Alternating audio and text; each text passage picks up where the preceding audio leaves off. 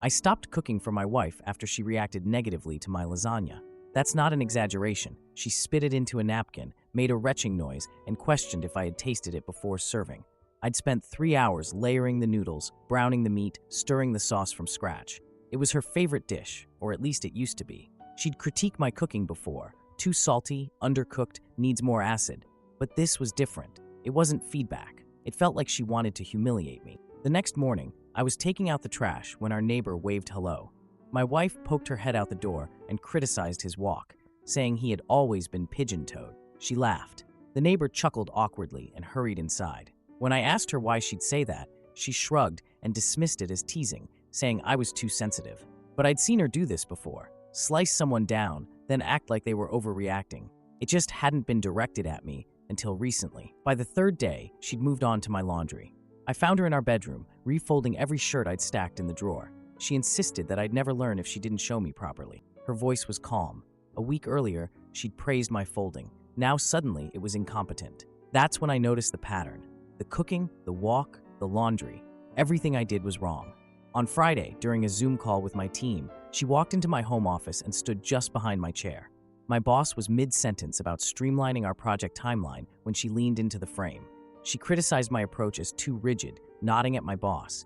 She claimed she was bad at adjusting on the fly. My face burned. She'd never even worked in my field.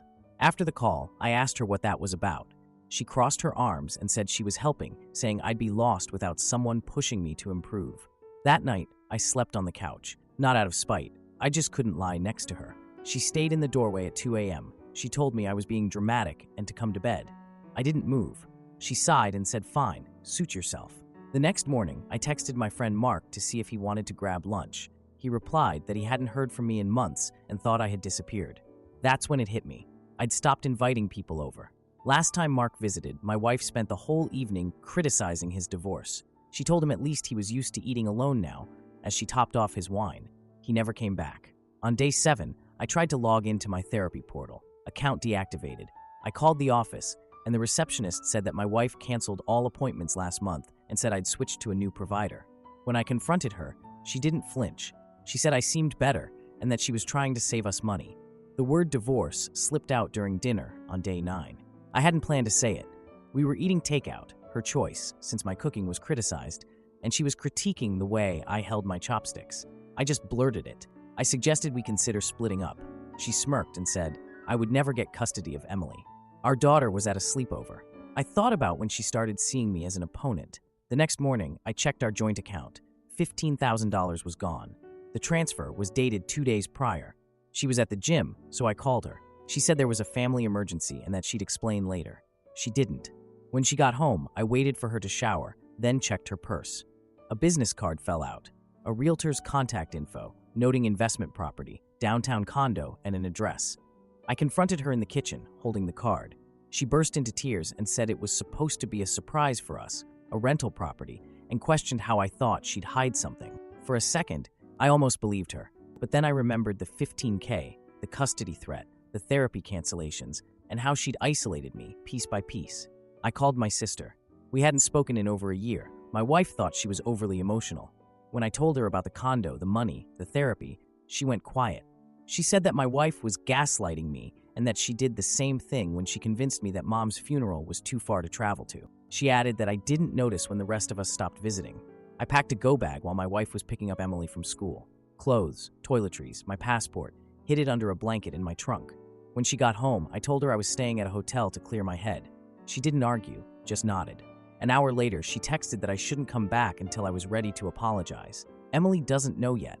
She thinks I'm on a work trip. I'm sitting in a Holiday Inn, typing this, wondering how I didn't see it sooner. Or maybe I did and just didn't want to. Has anyone else been here? How do you untangle yourself without losing your kid? I don't even know where to start. Now for the first update. 2 weeks since I left. I'm still at the hotel, but it's not the kind of place you'd call home. The lawyer I met last week told me to start writing everything down. Every comment, every text, every time my wife undermines me in front of Emily. I bought a notebook from the lobby gift shop. The first entry was about the lasagna incident. The last one, from yesterday, was about her showing up here unannounced. She came to the hotel 3 days ago. No warning.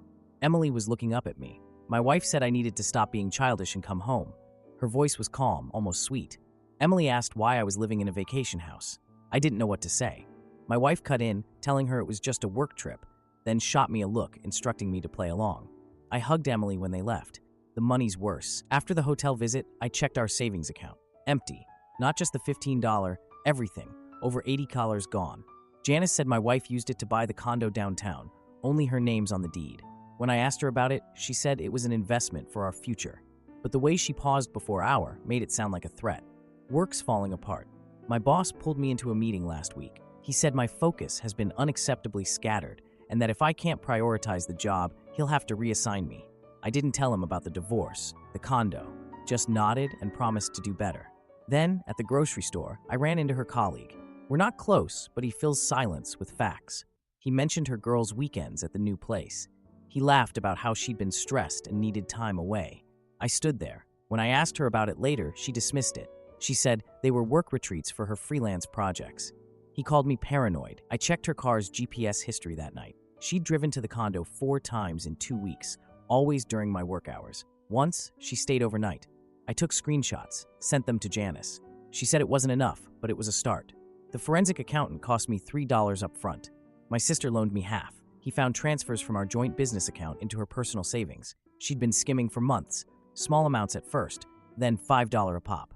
When I confronted her, she froze the joint account, left me with $200. I had to borrow rent money from my sister again. She didn't ask questions, just Venmo'd it with a heart emoji. Emily's teacher called me yesterday. She said there was confusion about her address. My wife listed the condo on school forms. I drove past it. No idea who was inside. Janice wants to file an emergency custody motion. She says the condo, the money, the sudden address change, it shows instability. But when I mentioned it to my wife, she posted a blog entry that night. It contained quotes about toxic marriages and emotional vampires. Private, but my Google alert picked it up. The comments were worse. Strangers called me a man-child, assuming I'd abandoned my family. I missed Emily's ballet recital last weekend. My wife told her I forgot. Emily left a voicemail asking if I saw her crown. I played it 6 times. Cried in the hotel shower so the neighbors wouldn't hear. The divorce papers came yesterday. Full custody, alimony, a footnote about my documented mental instability. Janice says it's false, but the label sticks. I sat in my car outside the courthouse for an hour. Part of me wants to sign everything, just to see Emily again without lawyers scheduling it. The other part knows that's exactly what my wife wants. I keep thinking about the night I packed the go bag. I folded Emily's dinosaur pajamas. She'd outgrown them months ago, but I couldn't leave them behind. Now they're stuffed under the hotel bed, still in their Ziploc. Has anyone overcome such deep struggles? I don't need miracles, just a way to keep my daughter from thinking I chose to leave her. If you've been here, how did you stay sane? Thanks for listening. It helps more than you know.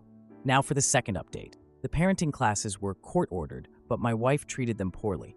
She showed up 20 minutes late, heels clicking as she arrived. The instructor talked about co-parenting strategies. Emily's therapist told me later about the family portrait she'd drawn. I'd never heard the name Dave before. The therapist said Emily described him as mom's new friend who makes pancakes.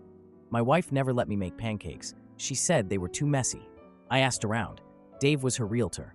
Neighbors mentioned seeing his silver SUV parked at the condo overnight. One of them, Mrs. Lowell from down the street, pulled me aside after dropping off her grandson. She said that he was there most weekdays. I sat in my car outside the condo that night with the engine off. I wondered if Emily was up there, if she'd asked about me. My lawyer called the evidence a smoking gun. I didn't feel triumphant, just numb. When my wife's lawyer offered a settlement to drop the custody fight and let me keep my car, I laughed. It wasn't a real laugh.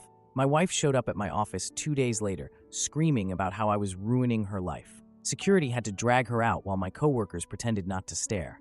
One of them brought me coffee afterward. I didn't drink it. The forensic accountant found $50 in offshore accounts. My wife had been skimming from our joint business, the one we'd started together after Emily was born. She had handled the finances because she said it was easier that way. I had trusted her. The judge granted me temporary custody after Emily told the court about her mom's angry yelling. The way she mimicked her mother's voice made me anxious. My wife didn't take it well. She started a whisper campaign in our neighborhood, telling the PTA moms that I had abandoned them. At the grocery store, a woman from Emily's swim class crossed the aisle to avoid me. My old friend Clara reached out, though. We meet for coffee every Thursday now. She doesn't offer advice, just listens. Last week, she told me that I looked better. I'm not sure what that means, but I'll take it. Emily asked me last night why we couldn't all live together again. She was building a Lego castle.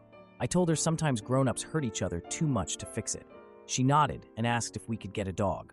The blog post got uglier. My wife's followers called me a deadbeat and a narcissist. One comment said, I had probably left Emily at a gas station once. I started volunteering at her school, helping with recess supervision and organizing book drives. The other parents keep their distance. But Mr. Thompson, the janitor, nods at me now. Small victory. At the PTA meeting, my wife stood up during the budget discussion and accused me of using Emily to manipulate the court. The room went quiet. The principal asked her to leave.